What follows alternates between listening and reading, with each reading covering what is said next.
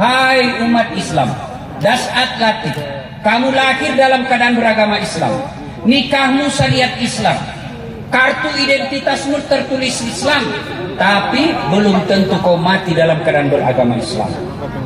Adakah orang Islam yang bisa mati dalam keadaan kekafirannya? Ada. Insya Allah kita tidak akan mati dalam keadaan berzina. Insya Allah kita tidak akan mati dalam keadaan lagi mabuk narkoba. Insya Allah kita tidak akan mati dalam keadaan ngerampok. Yang bisa membuat kita mati kafir, hubbi aklil haram, suka memakan makanan haram. Siapa mereka? Jangan marah ya, saya marah. Contoh aja ini. Mereka yang terima serangan fajar ketika pilkada atau pilpres.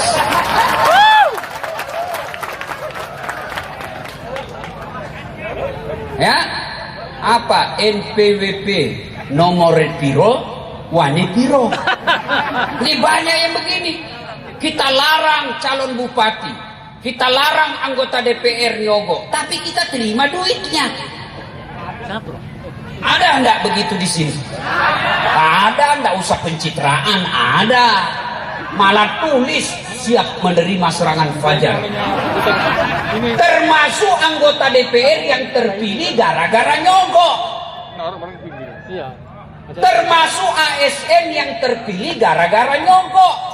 Maka selama dia makan gajinya, selama itu menurut jumhur ulama, selama itu dia makan uang haram.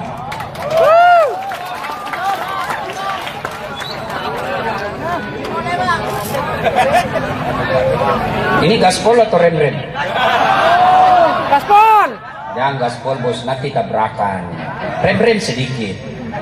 Banyak di antara kita, insya Allah kita tidak tergoda perempuan, insya Allah kita tidak tergoda narkoba. Tapi yang membuat kita tergoda dan bisa masih dalam keadaan kekafiran, selalu memakan uang haram.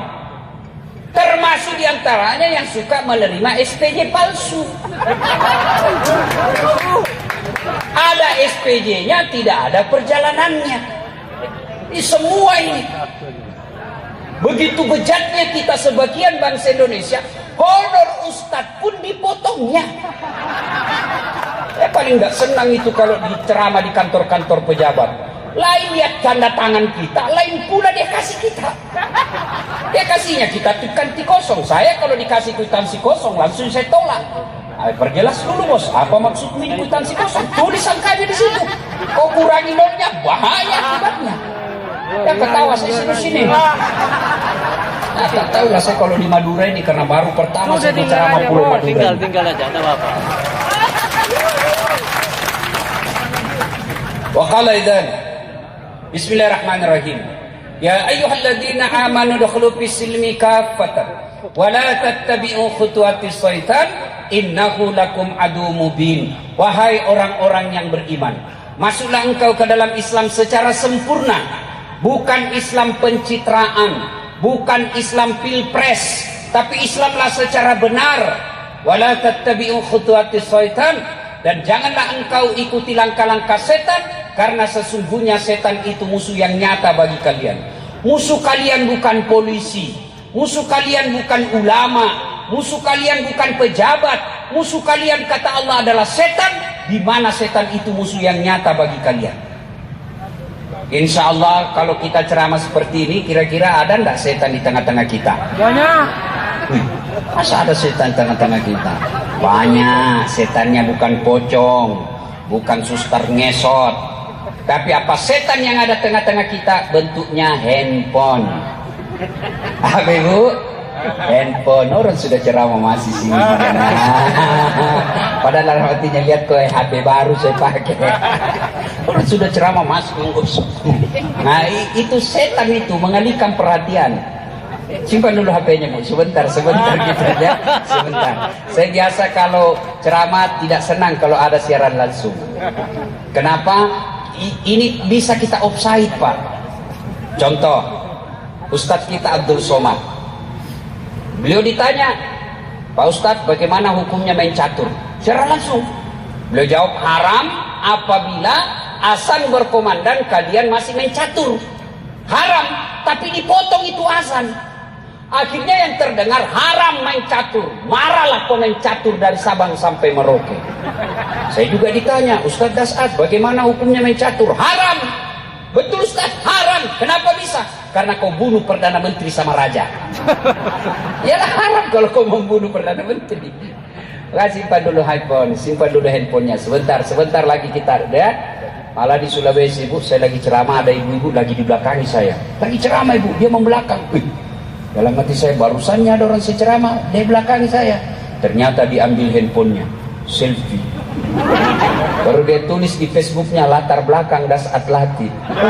Saya dijadikan background. Kok kira saya pot bunga? Simpan dulu handphonenya. Malah selesai ceramah, coba lihat ibu nanti. Selesai ceramah dikejar lagi kita tuh. Ustaz selfie dulu Ustaz. Selfie Ustaz. Ulangi Ustaz. Kabur Ustaz. Ulangi. Saya dalam hati. Biar kau ulang 5 kali dan kamu yang kabur. Simpan dulu handphonenya Bu ya. Bisa? Bisa? Wa qala idzan bismillahirrahmanirrahim. Innallaha wa malaikatahu yusalluna 'alan nabi. Ya ayyuhalladzina amanu sallu 'alaihi wa sallimu taslima. Sesungguhnya Allah dan para malaikatnya bersalawat kepada Rasulullah Muhammad sallallahu alaihi wasallam, maka wahai orang-orang yang beriman, bersalawatlah kalian kepada Rasulullah dengan sebaik-baik salawat. Suatu kali Nabi lagi duduk-duduk dengan malaikat Jibril. Tiba-tiba Nabi melihat ada malaikat 1 juta jari-jarinya. Bapak-bapak, berapa jari-jarinya Pak? Berapa? 10. Cacat dong. Ada kaki 20. Ini malaikat 1 juta jari-jarinya. Nabi kagum dan bertanya kepada Jibril, wahai malaikat Jibril, malaikat apa itu? Banyak betul jari-jarinya. Jibril menjawab, itu malaikat yang Allah tugaskan mencatat air ketika hujan.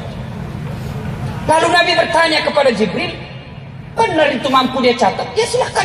Nabi tanya langsung, wahai malaikat, apa kau mampu mencatat air ketika hujan? Ya, ku catat yang jatuh di darat, ku catat yang jatuh di gunung, ku catat yang jatuh di laut. Semua aku catat. Tak setetes pun yang tidak aku catat ya Muhammad. Kira-kira ada yang mampu mencatat air hujan Pak? Ada? Kenapa? Kenapa tidak mampu mencatat air hujan? Ya biar banyak, kalau jatuhnya satu-satu bisa saya hitung. Tapi ini jatuhnya bareng-bareng, jumlahnya banyak dan laju. Mana bisa kita catat? Tapi malaikat ini katakan, saya mampu mencatatnya ya Muhammad. Satu yang tidak mampu aku catat, apa itu? Ketika umatmu berkumpul di lapangan depan rumah jabatan Bupati Pamekasan, lalu mereka bersalawat bareng-bareng di tempat itu, saya tidak bisa mencatat betapa banyak pahala Allah turunkan di tempat itu. Maka ketika bapak-bapak tidak bisa memperbanyak amal dengan tahajud tadi malam. Ada yang tahajud tadi malam? Ada? Wah, pencitraan. Ada yang mampu Senin Kamis tiap pekan, tidak bisa memperbanyak amal dengan bangun masjid, tidak bisa memperbanyak amal dengan umroh tiap tahun, maka perbanyak amal dengan cara apa? Ketika berkumpul kita seperti ini, jangan lupa bersalawat bareng-bareng kepada Rasulullah Muhammad SAW, karena dengan salawat bareng seperti itu, Allah turunkan betapa banyak kemuliaan di tempat itu. Maka saya mau ajak salawat, boleh? Boleh? Saya mau dengar, ini orang-orang Madura yang ada di sini, mana lebih kencang suara ibu-ibunya daripada bapak-bapaknya? Bisa?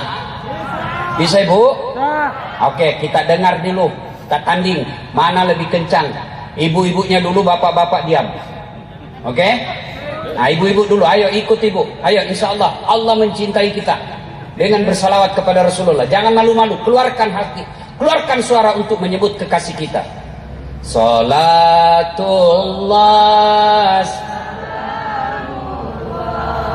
ala toha Salatullah ala Yasin. Nilainya 5,0. Ibu-ibu diam, bapak-bapak, yuk yang merasa jenis kelamin laki-laki, jangan malu-malu Pak, jangan mempermalukan jenis kelamin kita Pak. Ayo, ibu-ibu diam, ayo Pak, ayo. Salatullah, yang di belakang, ala toha Rasulillah. Salamullah ala Yasin Habibillah. 7,5. Alhamdulillah. Ibu bapak, saudara-saudara sekalian teristimewa yang mengundang kita malam hari ini, Bapak Bupati dan Wakil Bupati beserta istri dan Forkopimda yang insya Allah dimuliakan dan dirahmati oleh Allah Subhanahu Wa Taala. Teristimewa yang kita muliakan, tuan-tuan guru, alim ulama yang insya Allah berkahan di tempat ini. Sebelum saya ceramah, saya mau tanya, sebelum lanjut saya mau tanya, Bu Ibu, berapa jumlah anaknya Nabi? Ayo, berapa Bu?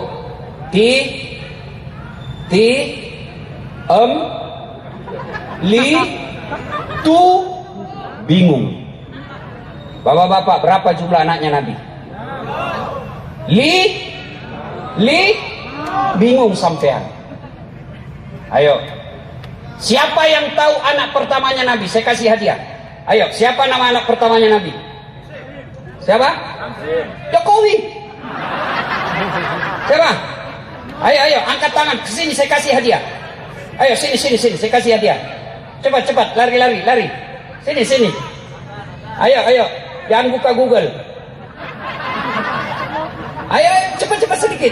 Saya kasih kau hadiah. Siapa nama anak pertamanya Nabi? Cepat. Sebelum jawab ada passwordnya. Passwordnya siapa namanya neneknya Dasat Latif. Lain kali orang Madura kalau ditanya jangan langsung tidak tahu, jawab saja. Belum tentu mereka juga tahu. Siapa nama anak pertamanya Nabi? Sayyidina Qasim. 100.000. Beda uang Ustadz dengan uang Kapolres.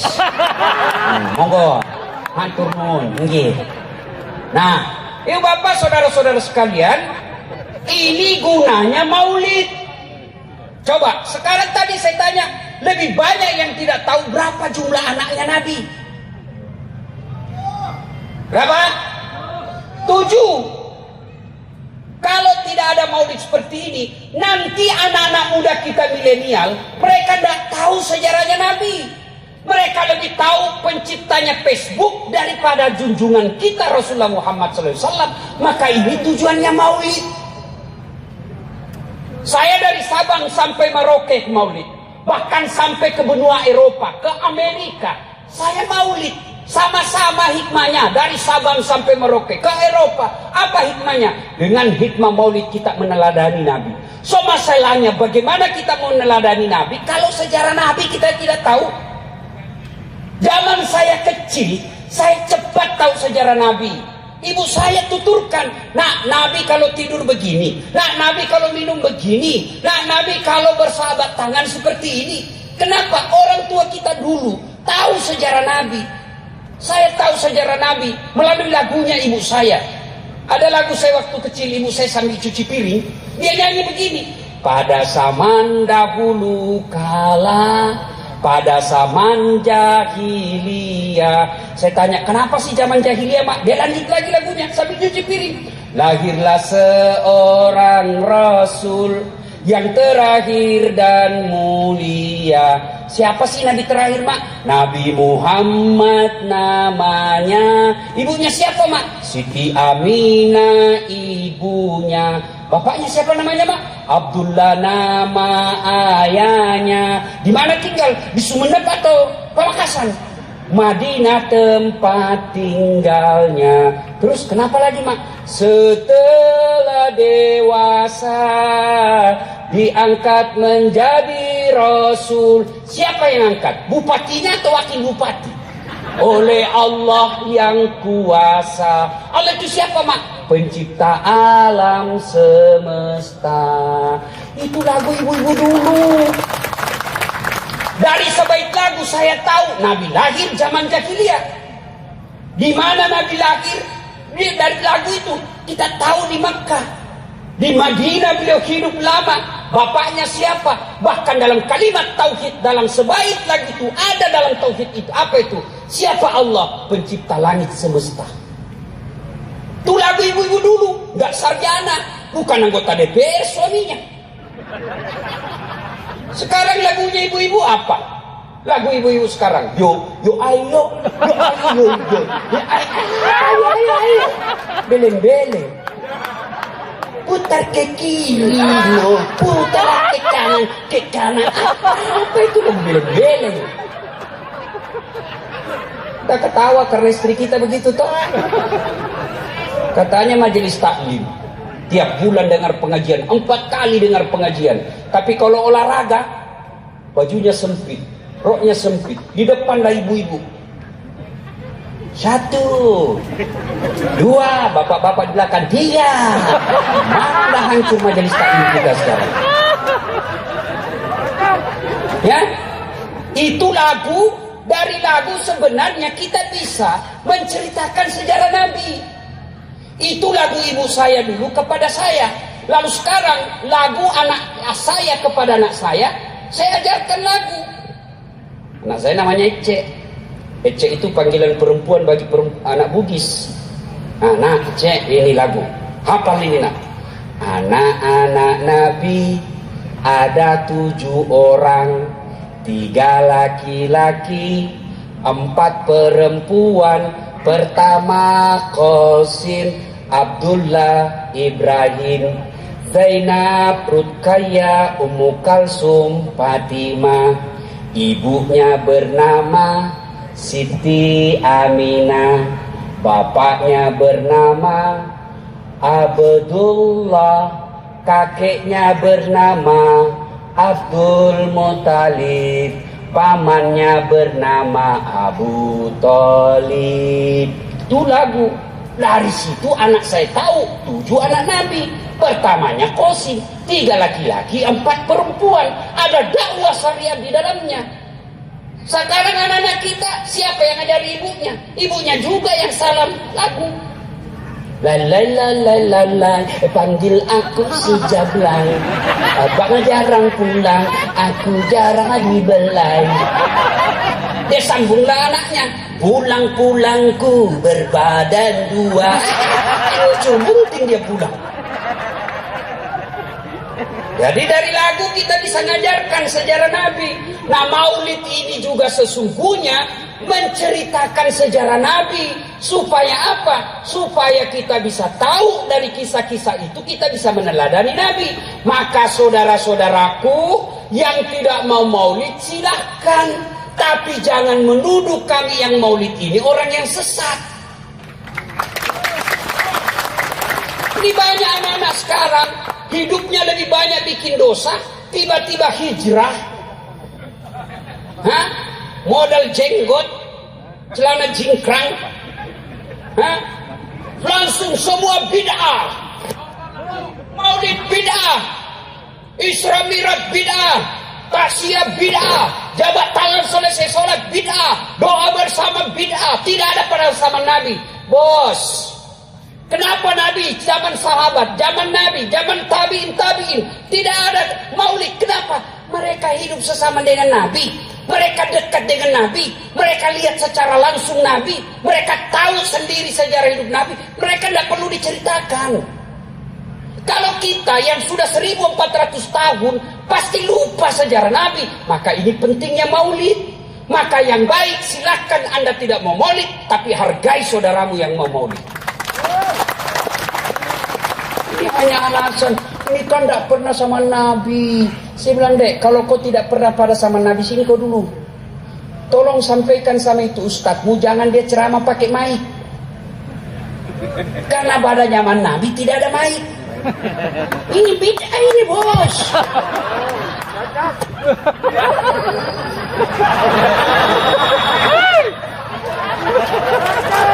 Bid'ah ini, bos.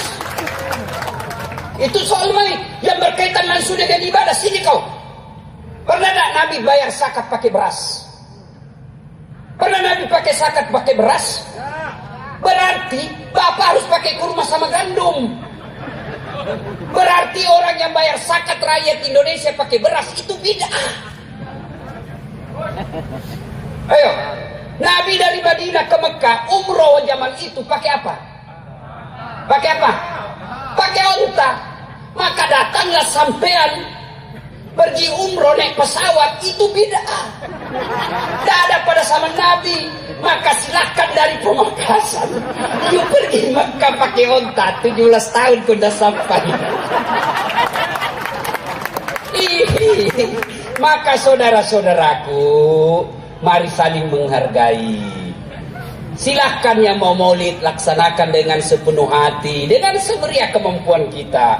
Yang tidak mau maulid silahkan tidak usah maulid. Dan kalian yang tidak mau maulid jangan mengatakan yang tidak maulid mereka sesat. Saling menghargai, aman persoalan. Pertama. Nah sekarang yang kedua, saya tidak mungkin menceramai bapak-bapak, tuan-tuan tidak mungkin saya ceramai. Saya sampaikan saja beberapa sisi kehidupan Nabi yang mudah-mudahan bisa kita bawa oleh-oleh pulang ceramah. Itu Nabi lahirnya zaman jahiliyah. Apakah jahiliyah itu berkaitan dengan waktu saja? Tidak. Jahiliyah itu berkaitan dengan karakter, mental, tabiat, sifat. Apa sifat jahiliyah? Satu di antara sifat jahiliyah itu, makasih Pak Bupati, alhamdulillah. Apa karakter masyarakat jahiliyah? Sombong. Di antara sekian banyak karakter jahiliyah, sombong. Apa itu sombong? Pakai barang mahal? Belum tentu. Sampean punya duit, beli baju krokodil. Tahu krokodil? Buaya. Cap buaya. Sampean punya duit, beli itu kalau ada. Supaya marga harga diri kita tidak dihina orang lain. Ibu-ibu punya berlian, pakai itu berlian supaya orang tidak remehkan kita. Silakan. Tapi apa itu sombong? Kata Nabi, dua karakter sombong: menolak kebenaran, nganggap remeh orang lain. Bapak pakai cap buaya, itu katanya kalau asli kepalanya menghadap ke dalam, kalau palsu menghadap keluar, jadi buaya darat. Ada buaya darat di sini? Ada? Tak ada Pak. Nggak tahu nanti. Kata Ustadz Abdul Somad, buaya itu selama dia di laut, di air dia akan setia. Tapi jangan coba-coba dia ke darat, dia buaya darat. Nah, karakter orang sombong itu dua. Satu, nolak kebenaran, nganggap remeh orang lain. Pintar, baik. Cerdas, baik. Tapi merasa diri paling pintar, tidak baik. Benar, baik. Tapi merasa diri paling benar, tidak baik. Kenapa? Sombong. Dan pintu masuknya sombong, kata Nabi, ada 4. Satu, bertambahnya ilmu. Ini ulama bisa di dalamnya. Penceramah bisa di dalamnya. Setan itu ibarat pemain musik. Dia tahu gendang yang cocok untuk seseorang. Kalau orang ilmu, dia datangi dengan cara apa? Sombongnya, merasa diri paling pintar. Jangan sombong gara-gara ilmu. Allah jelaskan dalam Al-Quran, wa ma utitu minal illa qalila. Saya tidak kasih kau ilmu kecuali sangat sedikit. Saya kalau ada orang sombong sekali, hebat, merasa diri benar, sini dulu. Tolong kau terjemahkan saya artinya alif lam mim. Ada yang tahu artinya alif lam mim? Ada? Itu baru alif lam mim. Mana kau mau sombong? Kau sudah tidak tahu alif lam mim. Jangan sombong gara-gara ilmu. Allah marah, dia cabut kau punya ilmu. Pikun. Mana ada obatnya pikun sampai sekarang? Ada di Makassar. Banyak betul gelarnya Pak. Kala-kala gelar saya. Tapi sombong betul. Begitu mau pensiun, mulai pikun-pikun. Diprotes sama istrinya. Pak, biasanya kalau kau mau pergi mengajar, kau cium-cium jidatku. Ini sudah hampir 10 hari kau tidak pernah lagi cium saya. Kata suami dalam hati, astagfirullah. Berarti siapa saya cium selama ini? Ternyata pembantunya. Jangan sombong. Kalau Allah cabut, kau tidak bisa bedakan mana pembantu, mana istri. Jangan juga modus Pak. Pemantan sudah dengar begini, besok masuk kamar pembantu. Didapat sama nanya, udah sekira ibumu nak. Apa yang kita mau sombongkan dengan ilmu itu? 2, penyebab datangnya sombong kata Nabi, bertambahnya pangkat jabatan. Anggota DPR mau sombong. Bapak jadi anggota DPR karena dipilih. Kalau tidak dipilih, wabillahi taufiq wal hidayah. Wassalam. Bupati mau sombong pret 5 tahun aja bos. Kalau terpilih lagi ya 10. Kalau sudah 10 tahun biar bapak masih mau jadi bupati, tidak bisa pak. Bapak 10 tahun sudah itu lepas, mau lagi pasang lambang Garuda dibilang orang gila. Apa kita mau sombongkan dengan bupati? Hah? Kepala dinas mau sombong. Bapak jadi kepala dinas karena disenang sama Pak Bupati. Biar Pak Bupati senang, kalau istrinya Bupati tidak senang, wassalam. Ayo, apa yang mau sombongkan dengan jabatanmu? Yang ketawa saya serius ini. Ada bupati juga ini menentukan juga pak. Biar Pak Bupati sudah teken datang ya jangan suka selingkuh ini. Nah, jangan. Jangan. Yang ketiga, apa yang Bapak mau sombongkan? Kata Nabi, tambahnya apa? 1 tambah ilmu, 2 tambah jabatan, 3 tambah harta. Jangan sombong gara-gara harta. Belajar dari Palu, tsunami di Palu, belajar dari Aceh, tsunami di Aceh. Sekejap saja itu Palu kemarin, tidak sampai 10 menit, prak, rata, miskin. Apa yang kita mau sombongkan dengan harta? Oke lah, tetap punya mobil banyak, tetap punya rumah, tetap punya deposito, punya kebun tembakau yang puluhan hektar. Tapi kalau Allah marah, dia cabut kau punya nikmat. Apa? Duitmu banyak, tidak ada bisa kau makan.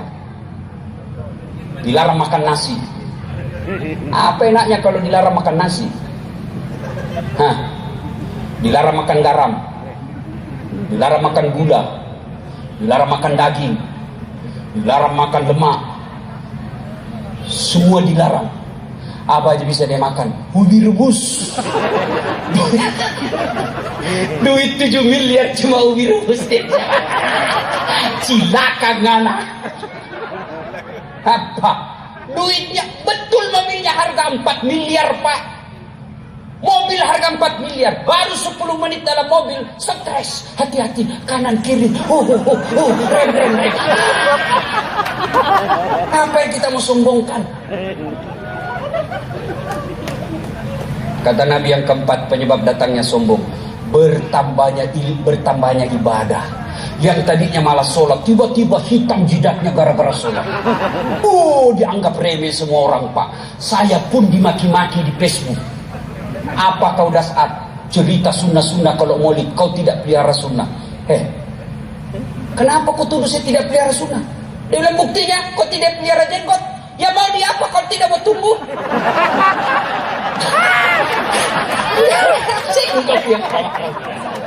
Masya Allah. Bos, adik-adik remaja, hijrah itu bukan sekedar bicara Arab. Afwan, jazakallah, kaifahalu, kullu nafsin sa'iqatun. Bukan sekedar itu. Biar kalian ilmu tinggi, ibadah lengkap, tapi kau remehkan orang lain, bahkan kau rendahkan martabat sesamamu muslim, kau hina di hadapan Allah. Rasulullah mana pernah kita dengar meremehkan orang? Jadi orang sombong itu jahiliyah. Meskipun dia hidup di tahun 2020 dia sombong, karakter jahiliyah ada pada dirinya. Jadi jahiliyah itu bukan tahun sebelum Nabi lahir. Sekarang pun kalau kamu jahiliyah, sombong, nganggap remeh orang lain, nolak kebenaran, kalian masyarakat jahiliyah. Maka hadir agama menghilangkan kesombongan itu. Kata Allah dalam hadits qudsi, ada 3 temannya setan. Satu di antara teman setan, ghaniyun mutakabbir, orang kaya yang sombong. Kaya jabatan sombong, temannya setan. Kaya harta sombong, temannya setan. Kaya ilmu sombong, temannya setan. Kaya ibadah sombong, temannya setan. Nih, berikutnya, kisah berikutnya. Ketika usia Rasulullah 36 tahun, terjadi perselisihan di kota Mekah. Belum jadi nabi, belum jadi nabi. Apa sumber perselisihannya? Ka'bah dipugar dan batu Hajar Aswad ini ditempatkan kembali pada posisi. Bertengkar 4 suku, merasa masing-masing punya hak meletakkan batu itu. Kira-kira kalau di Pamekasan ini, orang Madura katakan saya lebih berhak, orang Jawa kata kami lebih berhak, orang Bugis kalau ada kata kami lebih berhak, kemudian orang Betawi katakan kami lebih berhak. Mereka bertengkar 4 suku di Mekah ini, berhari-hari tidak ada solusi. Akhirnya satu di antara kepala suku berkata begini aja, daripada kita ribut tidak ada ujung pangkalnya, kita tunggu besok. Siapa orang pertama yang lewat di pintu itu, dia tunjuk satu pintu, kira-kira pintu masjid lah kalau sekarang. Siapa yang lewat di pintu itu besok, dialah yang kita tunjuk untuk menunjuk siapa yang angkat batu di antara kita ini. Gimana saudara-saudara sekalian? Setuju? Setuju. Tunggu besok. Tunggu. Oh, ternyata siapa orang pertama yang lewat di pintu itu? Dia adalah Muhammad bin Abdullah, yang masyarakat Makkah menggelarinya sebagai manusia al-amin, yang dipercaya. Kalau kalian mencintai Rasulullah dan ingin meneladani Rasulullah, maka jadilah umat yang pandai, cerdas. Begitu pentingnya ilmu pengetahuan dalam Islam. Ayat pertama turun bukan perintah puasa, ayat pertama turun bukan perintah sholat, ayat pertama turun bukan perintah zakat, bukan perintah haji, tapi apa yang Allah pertama turunkan? Iqra, baca. Berarti umat Islam ini tidak boleh menjadi umat yang bodoh. 4 sahabat Nabi. Pak Bupati mohon izin, kalau Pak Bupati ingin mengangkat staf ahli atau tim sukses, ini 4 karakter sahabat Nabi yang perlu dicontoh. 1, Abu Bakar Siddiq. Beliau sangat arif dan bijaksana.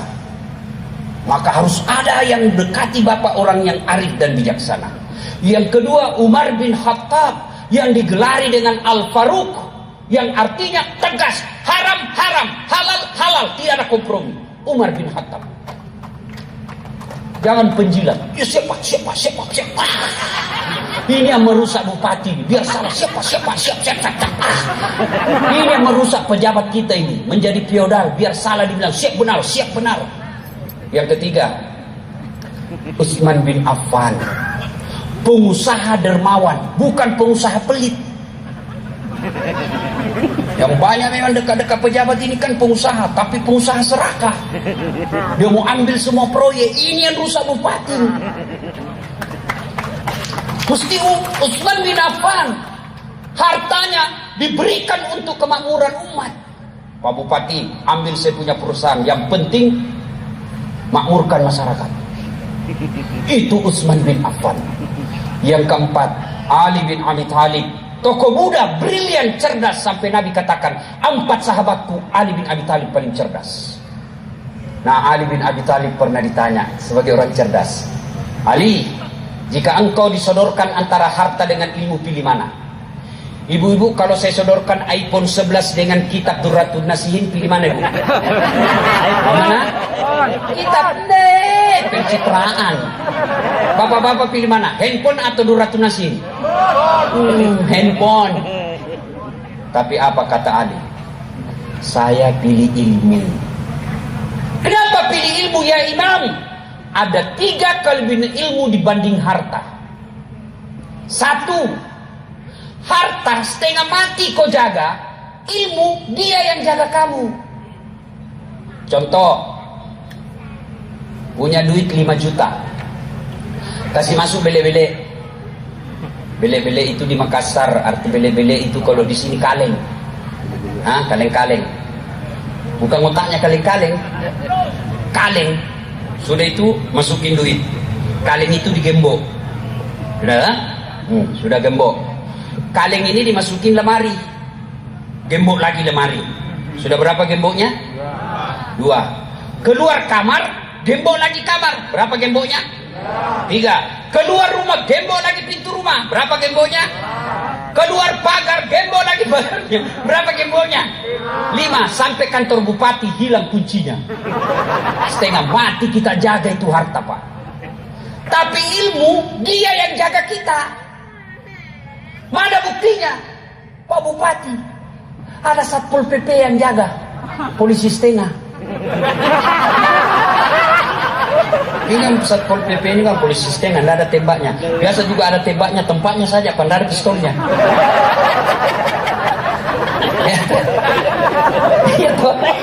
Dijaga, Pak. Kemana-mana ada polisi ngawal. Kemana-mana dikawal sama polisi lah, JPR apa itu. Itu dikawal, Pak. Kenapa jadi dikawal? Karena jadi bupati. Kenapa jadi bupati? Karena cerdas. Mana buktinya? Dengar sambutan tadi. Masih muda. Dan programnya mencerdaskan kehidupan masyarakat. Ini pengejawantahan, penerjemahan daripada Iqra, baca. Apa itu? Berikan beasiswa masyarakat. Tinggal kepala dinas, pilih yang bagus-bagus, bos. Jangan pilih yang dekat. Jangan pilih karena dia hanya karena pesantren keluarga. Jangan, itu merusak sistem. Yang betul-betul mampu.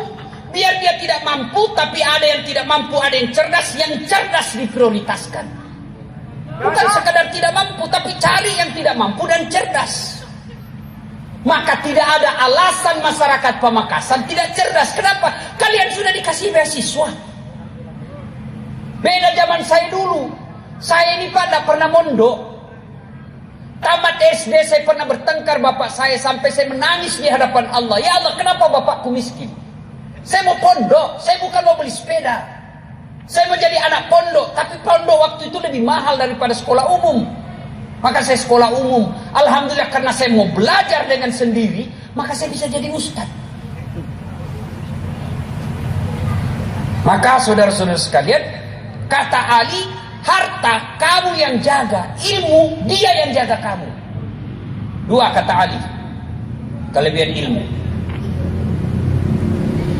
Dengan ilmu bisa dapat harta, tapi dengan harta belum tentu dapat ilmu. Contoh, ada di kampung saya, Pak, pengusaha tambak, banyak tambaknya, tapi tidak tahu membaca. Diajarlah membaca sama cucunya supaya tidak bikin malu. Beli buku besar yang banyak gambarnya. Ejah, nek, PEP, tambah P, PEP, SOSO, PEPSO, DEDNT, bacanya apa? Odol.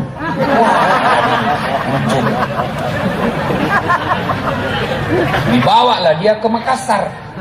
Masuk di mall. Tahu mall kan? Di dalam mall ada tangga lift. Dia naik turun itu. Begitu masuk mall, terbuka itu tangga lift. Dia eja itu, open. Wih, besar betul pembikin kuenya ini. Open di kampung saya itu open, bahasa Belanda pembikin kue mentega. Dia bayangkan, besar betul pembikin kuenya ini orang di kota. Terbuka pintu lift. Ada orang Tionghoa masuk, dia teriak, woi, ada utama, apa lah sebutnya. Jangan kau masuk, panas di situ. Jangan kau masuk. Masuk ini orang Tionghoa, tertutup pintu. Beberapa saat kemudian terbuka, keluar orang Afrika. Saya sudah bilang jangan kau masuk, hanguslah kau. Padahal banyak masuk. Ini beleng-beleng. Banyak duitnya, tapi on. Dibawalah makan di restoran. Di mana makannya? Pak, anaknya bawa restoran di Makassar. Enak semua makanan tadi, nak. Satu aja tidak kusuka. Setengah mati kutelan, tidak mau masuk. Repot. Kata anaknya, yang mana? Setengah mati aku telan. Kenapa? Tidak bisa. Yang mana, Pak? Itu yang putih tipis. Ternyata tisu. Karena dilihat orang sudah makan banyak gini, dia telan itu. Ini banyak duitnya tapi beleng-beleng. Kata Ali, dengan ilmu kau dapat harta. Mana buktinya? Apa, Pak? Orang pusing harga tiket naik. Saya tidak pernah pusing soal tiket. Kenapa? Bukan saya yang beli. Saya beli bupati. Aduh, Pak. Hebatnya lagi, pergi tidak bawa uang, pulang. Maka belajar adik-adik sekalian. Ini kita punya pemakasan. Kalau kalian anak muda milenial, adik-adik santri, adik-adik usia sekolah, kalau kalian tidak sekolah, maka kalian akan menjadi penonton di kabupaten tanah kelahiranmu. Sekarang belajar.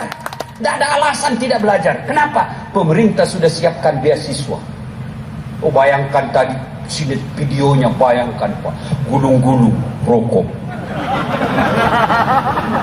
Kalau saya itu, saya akan ganti gulung-gulung rokok dengan buka-buka Quran. Mungkin karena di Pemakasan banyak tembakau, di situ bisa masuk iklan perusahaan rokok. Tapi tidak mungkin Pak Bupati memberikan beasiswa yang begitu banyak untuk menarik anggaran pembangunan struktural, pembangunan infrastruktur. Makanya dibutuhkan kehadiran perusahaan-perusahaan di kabupaten ini. Mereka diharapkan CSR-nya, bantuan perusahaan memberikan beasiswa kepada anak-anak yang ada di Pemakasan. Tapi tidak mungkin perusahaan masuk kalau ada teror terus. Dengar ceritanya kontraktor di akhirat? Pernah? Oh, jadi penghuni surga sama penghuni neraka ini SMS-an. Kata penghuni surga, "Mas bro, bagaimana kabarmu di neraka?" Dia bilang, "Tidak ada enaknya. Di blender terus kita di sini. Tidak ada nyamannya. Kamu di situ di surga gimana?" "Waduh, masya Allah, nyaman betul. 1 laki-laki, 7 bidadari." Kata penghuni neraka, "Boleh tidak kami jalan-jalan ke situ?" "Boleh aja ke sini. Tapi bagaimana caranya?" Penghuni neraka kan kreatif Pak. Dia bilang begini, "Kami bangun jembatan dari surga, kamu juga bikin jembatan dari surga neraka. Setuju? Setuju. Ketemu kita di tengah. Oke, setuju? Setuju. Lelang proyek. Waktu pekerjaan 3 hari. Keluar pemenang tender. Proyek dari neraka hari pertama selesai 50%. Hari kedua tuntas 70%. Hari ketiga efisien dan efektif, tuntas sampai di tengah hari ketiga." Sampai hari ketiga ini proyek surga belum dimulai. Ngintip lah ini dari neraka. Kenapa di dalam surga ini belum dimulai proyek? Teriak lah ini dari neraka, "Mas bro, kenapa belum mulai proyekmu? Kami sudah sampai di tengah sesuai perjanjian." Apa kata dari surga? "Bagaimana mau dimulai? Kontraktor, pemborong, pengawas, panitia ada semua di situ." Di sini hanya penghafal Quran, nggak tahu dia ngitung-ngitung kan.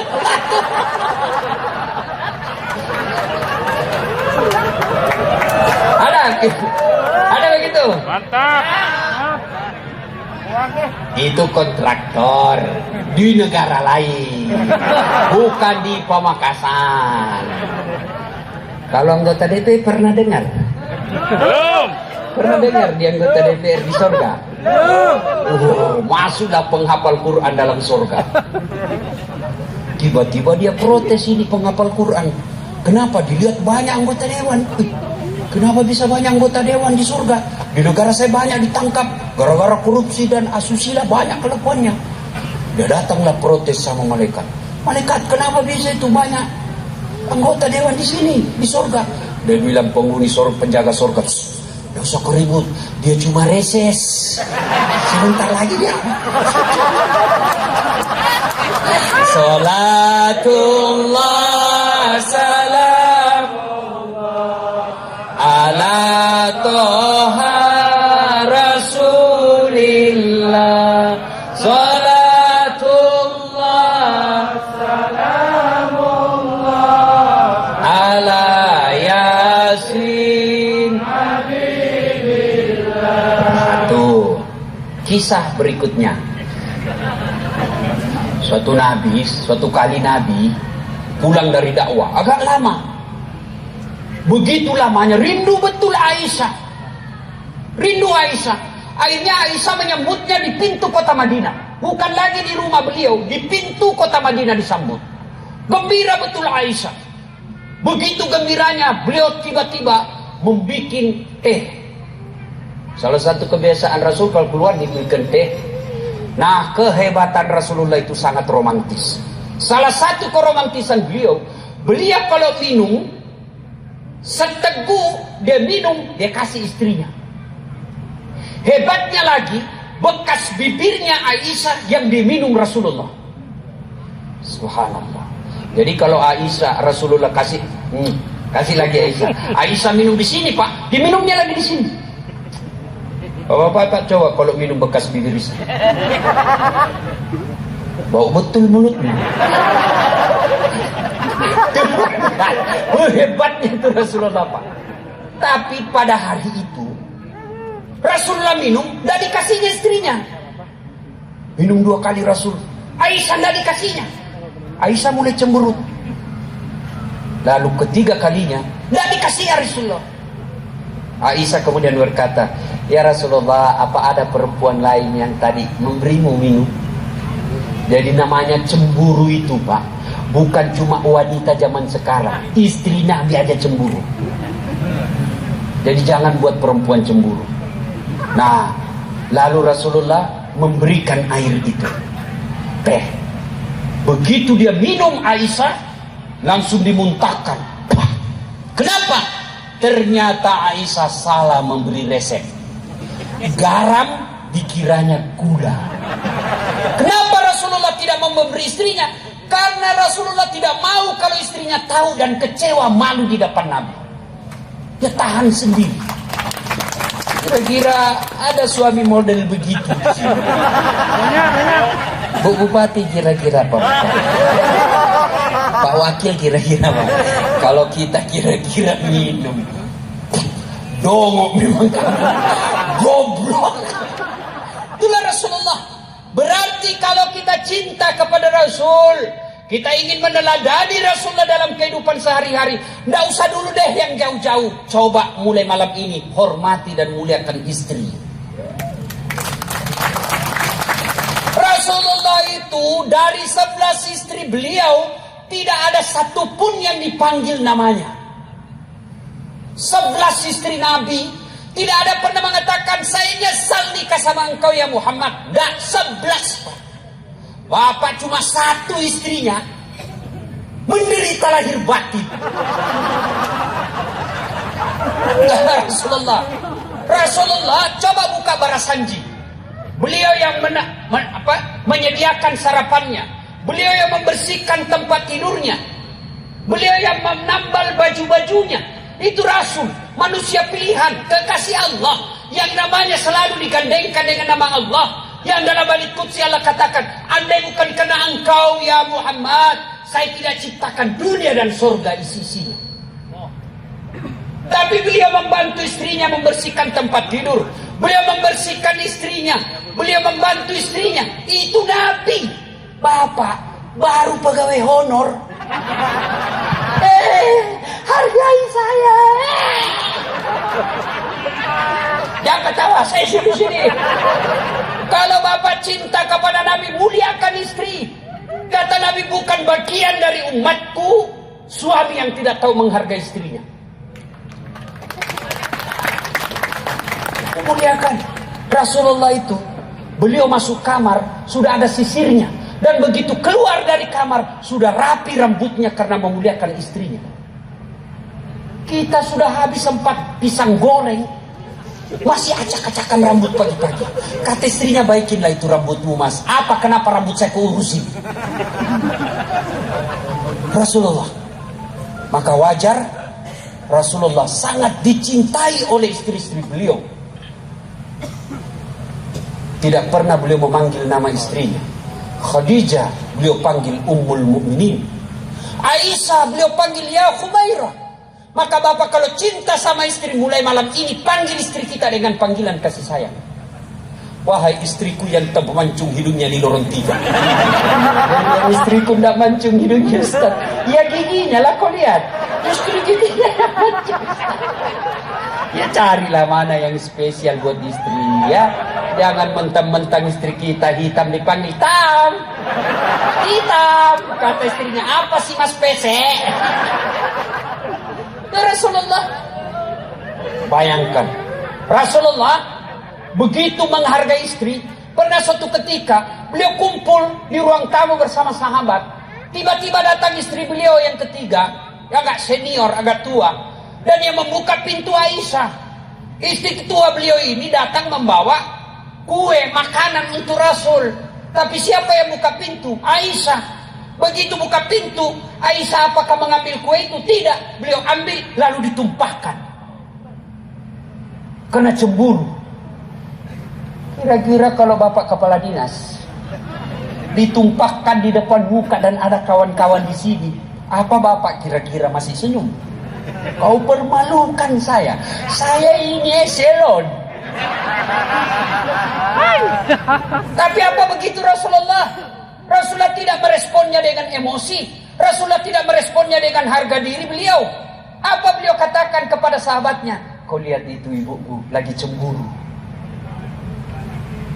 Cobalah amalkan bagaimana Rasulullah sangat memuliakan istrinya. Ini kita, istri yang hamilkan anak kita, istri yang melahirkan anak kita, istri yang menyusui anak kita, istri yang mendidik anak kita. Kita ambil dari rahim ibunya, kita ambil dari orang tuanya, lalu sampai di rumah kita maki-maki dan kadang-kala kita hina. Wajar, 30 tahun cari nafkah tidak bisa lepas dari kredit.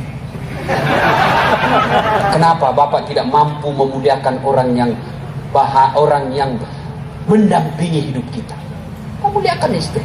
Tak mungkin ada kebahagiaan, kemuliaan rezeki kalau kita menghina istri. Insyaallah, saya bela ibu malam ini. Ya? Tapi ibu juga harus seperti Khadijah. Mau punya suami seperti Nabi? Mau dong Ustaz. Tapi ibu juga harus punya sifat seperti Nabi. Bagaimana istri Nabi? Coba lihat Khadijah.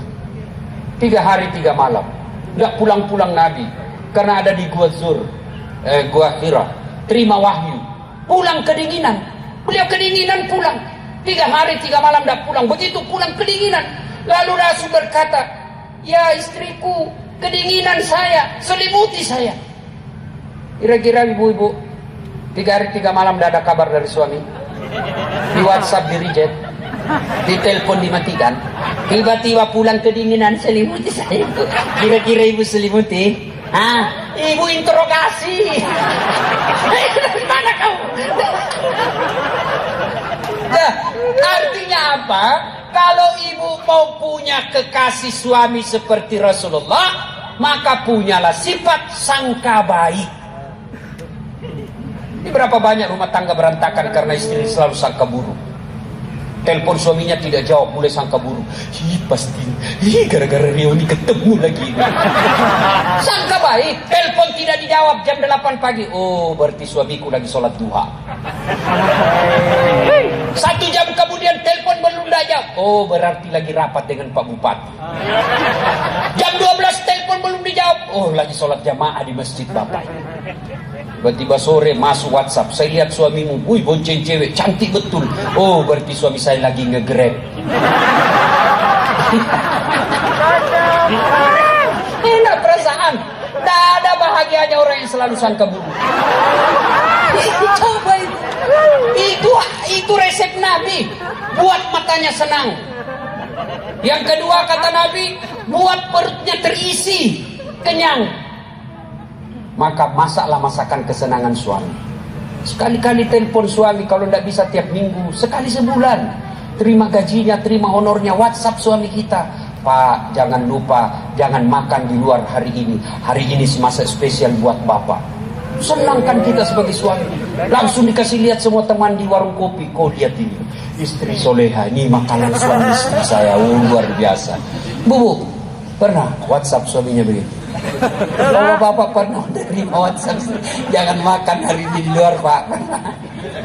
Paling yang Bapak terima, jangan lupa juga beli gas. disuruh singgah beli gas, padahal pangkatnya kapten.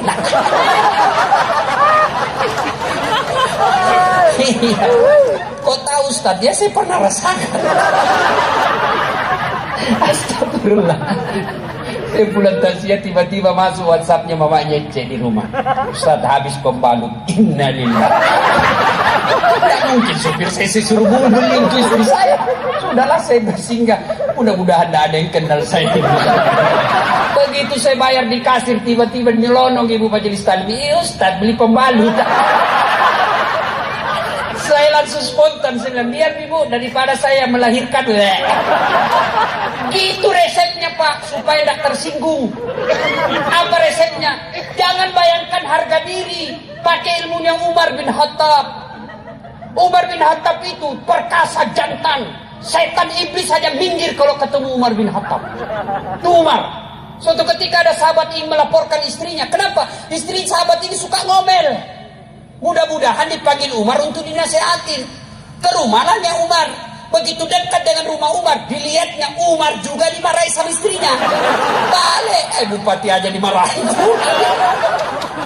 Besok ketemu, ya Amirul Mukminin, saya lihat Anda kemarin ngomel sama istri, diam-diam aja malah senyum.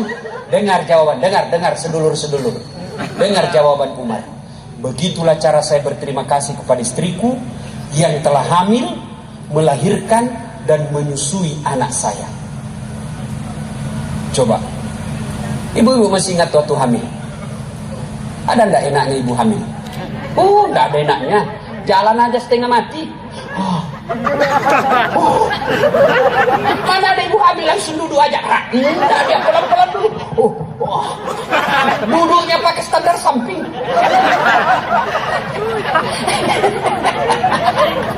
Iya toh? Kalau kita kan pasti repotnya paling waktu ngidam. Ustaz, apa doanya supaya berhenti ngidam? Saya bilang, ngidam apa istrimu? Dia bilang, nanti dia bisa tidur kalau dia lihat saya di atas lemari, Pak Ustaz. Jadi kalau istrinya mau tidur jam 10, setengah 10 sudah naik di atas lemari. Sudah berhenti kalau dikasih bodoh-bodoh ke istri. Yang kedua kata Umar, begitulah cara saya berterima kasih kepada istriku yang telah melahirkan anakku. Masih ingat waktu melahirkan ibu? Masih? Ada enggak ibu-ibu melahirkan senyum? Ayo, mentang-mentang istri bupati melahirkan, keluar kok nak. Setengah mati juga dia. Itu Pak. Bapak-bapak stres tapi masih sempat merokok. Coba itu bapak-bapak kalau stres, lalu lalang depan pintu tapi merokok dia Pak. Coba itu istri, pilihannya hanya dua. Kalau anda setengah mati, mati setelah melahirkan anak. Dan yang ketiga kata Umar, begitulah cara saya berterima kasih kepada istriku yang telah menyusui dan membesarkan anak saya. Ibu-ibu, masih ingat waktu menyusui? Masih? Apalagi waktu tumbuh giginya ibu? 7 bulan. Kenapa bapak yang ketawa? Kenapa pernah rasakan? Coba deh. Mana ada digigit? Kok gigit saya? Di bujungnya itu udah. Udah pas kau dah. Itu siang anaknya. Malam. Makanya Umar bin Khattab tidak pernah tersinggung ketika istrinya ngamuk-ngamuk. Itulah sebabnya ketika Nabi ditanya, ya Rasulullah, setelah Allah dan Rasulnya siapa yang saya taati ya Rasul? Apa jawaban Nabi? Ibumu. Setelah itu siapa ya Rasul? Ibumu. Setelah itu siapa? Ibumu. Setelah itu siapa? Bapakmu. Ibu. Kenapa? Mengandung, melahirkan, menyusui. Ibu, bapak. 3 ibu, 1 bapak. Paham? Ibumu, bapakmu. Berarti 1 bapak, 3 ibu. Nambah lagi. Kalau berani sampean. Nah, berani. Nah, ibu bapak, saudara-saudara sekalian, berarti kalau cinta kepada Rasul, teladani Rasul sebagai suami, ibu teladani Rasul menjadi seperti istri Nabi. Bapak, saudara-saudara sekalian, banyak yang ingin kita sampaikan, tapi waktu yang terbatas. Insya Allah lain waktu dan kesempatan kita akan lanjutkan. Dan pada akhirnya, apapun dan siapapun kita, ada pada diri Rasulullah Muhammad SAW. Kalau Pamekasan ini mau sejahtera, lahir dan batin, bukan dari sumber daya alamnya. Coba lihat Saudi Arabia. Tunjukkan saya Saudi Arabia ada sawahnya. Tidak pernah saya melihat sawah. Di Indonesia dari Sabang sampai Merauke, tunjukkan saya kabupaten yang tidak ada sawahnya. Semua punya sawah. Saudi Arabia tidak pernah impor dan krisis beras. Indonesia kadangkala masih impor beras. Padahal kita punya sawah sejauh memata memandang. Berarti yang bisa memakmurkan negara kita bukan sumber daya alam bagi kita orang beriman, tapi apa? Kecintaan kita kepada Islam kita. Dan Islam hadir karena jasa dari seorang manusia, yaitu Muhammad Sallallahu Alaihi Wasallam. Karenanya kalau mau makmur Pamekasan ini, cintai Rasulullah Sallallahu Alaihi Wasallam. Bagaimana cara mencintai Rasulullah? Menurut pendapat-pendapat para ulama, mencintai Rasulullah itu satu, memperbanyak menyebut namanya dengan cara bersalawat kepada Rasulullah. Allah perintah puasa, Allah tidak puasa. Allah perintah haji, Allah tidak haji. Allah bahkan perintah solat 5 kali semalam, Allah tidak ikut menunaikan solat. Tapi Allah perintah kita selawat. Dengar firman Allah, Innallaha wa malaikatahu yusalluna ala nabi. Allah dan para malaikatnya berselawat kepada Rasulullah Muhammad SAW. Tidak cukup sampai di situ, maka Allah mengajak kepada kita, wahai orang-orang yang beriman, bersalawatlah kalian kepada Rasulullah, bersalawatlah kalian kepada Rasulullah. Yusalluna ala nabi, sallu alaihi wasallimu taslima. Bersalawatlah kalian kepada Rasulullah dengan sebaik-baik salawat. Tidak diajarkan salawat sambil merokok, tidak diajarkan salawat sambil makan kue. Apa dilarang? Tidak dilarang, tapi itu bagian dari adab bersalawat kepada Nabi. Bersalawat dengan sebaik-baik salawat. Yang kedua, kalau cinta kepada Rasulullah, amalkan sunnah-sunnah. Bagaimana cara mengamalkan sunnah-sunnahnya? Amalkanlah sesuai dengan kemampuan yang mau kita lakukan, tanpa menghina orang yang tidak mampu melakukan sunnah.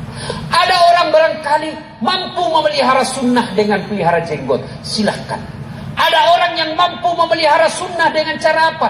Kaki celananya jingkrang, silahkan. Ada orang yang memelihara sunnah dengan Senin Kamis, silahkan. Silahkan yang Senin Kamis, jangan engkau celah orang yang pelihara jenggot. Silahkan pelihara jenggotmu, tapi jangan engkau meremehkan orang yang tidak pelihara jenggot. Lakukan sunnah itu sesuai dengan kemampuan kita. Dan yang ketiga, ketika cinta kepada Rasulullah, syarat yang ketiga, pelihara warisannya, cintai warisannya. Apa warisan Nabi? Bukan bupati, bukan presiden, tapi apa warisan Nabi? Al-ulama'u warisatul anbiya. Ulama adalah pewaris para nabi. Mencintai ulama bagian daripada perintah agama. Suatu kali ketika pintu surga dan neraka sudah mau ditutup, yang artinya penghuni neraka sudah abadi, penghuni surga sudah abadi. Begitu pintu neraka mau ditutup, Allah perintahkan kepada malaikat penjaga neraka, malaikat tunggu dulu, jangan dulu kau tutup. Masih ada satu hambaku, angkat dia masuk ke dalam surga. Kata malaikat, tidak ada lagi, orang bejat semua sudah, ini sisa-sisa.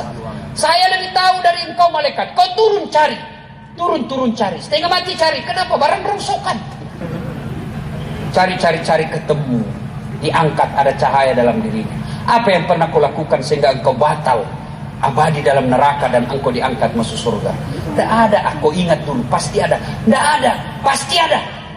Oh ingat, punya ingat. Oh saya ingat ya malaikat. Apa? Saya pernah bersahabat dengan sahabatnya ulama. Belum lagi ulamanya langsung bersahabat dengan sahabatnya ulama, maka Allah mengangkatnya masuk ke dalam surga. Itulah sebabnya tidak heran masyarakat Madura sangat memuliakan ulama karena percaya akan hadis ini. Ketika staf Pak Bupati menghubungi saya untuk datang ceramah di kabupaten ini, langsung saya menggeser acara saya dan saya katakan, insya Allah saya akan datang. Karena Madura ini kita kenal masyarakatnya suku yang sangat mencintai ulama. Tetapi tidak cukup dengan cinta semata, tapi tunjukkan akhlak mulia. Dengan cara apa? Saling menghormati, saling memuliakan ketika terjadi perbedaan pendapat di antara ulama kita. Demikian, mudah-mudahan ada manfaat. Dan akhirnya Allah Subhanahu wa taala berfirman, laqad kana lakum fi Rasulillahi uswatun hasanah. Sungguh pada diri Rasulullah Muhammad sallallahu alaihi wasallam terdapat contoh teladan yang sangat baik. Apapun dan siapapun kita, mari mencontoh Rasulullah dalam kehidupan sehari-hari. Kita bersyukur kepada Allah Subhanahu wa taala, Pemakasan ini pemimpin kita, bupati kita yang diberikan amanah oleh rakyat untuk memimpin 5 tahun ini adalah keturunan para ulama. Karenanya tidak ada alasan untuk tidak taat kepada pemerintah kita yang apabila dalam keputusan-keputusannya itu mendekatkan kita kepada Allah Subhanahu wa taala. Saya yakin di bawah kepemimpinan bupati dan wakil bupati yang muda, bukan cuma muda tapi cerdas, bukan cuma cerdas tapi insya Allah cinta kepada ulama, cinta kepada agama. Karenanya kita berharap dan berdoa kepada Allah, mudah-mudahan pemimpin kita ditunjukkan yang hak adalah hak, berikan kemampuan melaksanakannya, dan ditunjukkan yang batil adalah batil, diberikan kesanggupan untuk memerangi kebatilan itu. Demikian, mudah-mudahan ada manfaat. Sebelum saya akhiri, saya ingin berpantun. Pantunnya begini: lebat batang padi cerami, padi dipanen di pagi hari, niat hati berpoligami, apa daya takut istri. Balasan pantun itu, burung kenari terbang tinggi, mencari makan di pagi hari. Bukan kami takut istri, cuma istri lebih berani. Demikian, mudah-mudahan ada manfaat. Lebih dan kurangnya mohon dimaafkan.